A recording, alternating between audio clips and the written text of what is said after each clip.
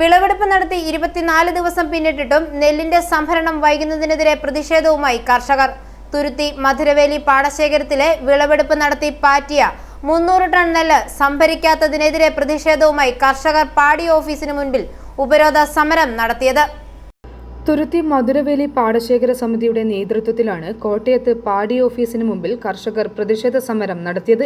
വിളവെടുപ്പ് നടന്ന് 24 ദിവസം പിന്നിട്ടിട്ടും സിവിൽ സപ്ലൈസ് കോർപ്പറേഷൻ തുരുത്തി മധുരവേലി പാടശേഖരത്തെ 300 ടണ്ണോളം നെല്ല് സംഭരിക്കാതെ കിഴിവ് ആവശ്യപ്പെട്ട് കർഷകദ്രോഹം തുടരുന്ന സാഹചര്യത്തിലാണ് പ്രതിഷേധ സമരം നടത്തുന്നതെന്ന് ഇവർ പറഞ്ഞു. കോട്ടയത്ത് പാടി ഓഫീസിന് മുമ്പിൽ പാറ്റിയെടുത്ത നെല്ലുമായിട്ടാണ് ഇവർ സമരം നടത്തിയത്. ഉപരോധ സമരത്തിന്റെ ഉദ്ഘാടനം കെ ഫ്രാൻസിസ് ജോർജ് MP നിർവഹിച്ചു.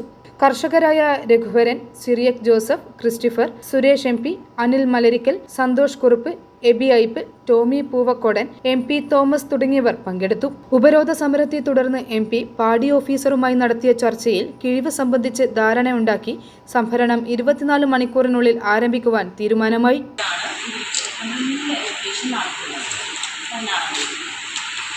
16-ാം തീയതി ഇവരുടെ കൊയ്ത്ത് പൂർണ്ണമായിട്ടില്ല. 18-ാം തീയതിയാണ് ഇവരുടെ കൊയ്ത്ത് പൂർണ്ണമാകുന്നത്. 223 ഏക്കറാണ് ഉണ്ട്. അതിൻ്റെ അകത്ത് രജിസ്ട്രേഷൻ എന്ന് പറയുന്നത് 74 ആപ്ലിക്കേഷൻസ് ആണ് നമുക്ക് വന്നിട്ടുണ്ട്. കർഷകർ ചിലപ്പോൾ അതിലും കുറവായിരിക്കും. അപേക്ഷകൾ നമുക്ക് വന്നിട്ടുണ്ട് 74 വെറൈറ്റി ഉമയാണ്. അതിൻ്റെ അകത്ത് നമ്മൾ തുടക്കത്തിൽ 150 ഏക്കറിന് 1 മില്ല് എന്നുള്ള രീതിയിലാണ് സാധാരണ നമ്മളിടുന്നത്. പിന്നെ എത്രയും പെട്ടെന്ന് ഇത് ലിഫ്റ്റ് ചെയ്ത് പോകുന്ന ഒരു സാഹചര്യം ആയതുകൊണ്ട് 2 മില്ല് അലൊക്കേറ്റ് ചെയ്തു. അത് ഡൈനമിക് ആയിട്ടാണ് നമ്മൾ ഇടുന്നത്.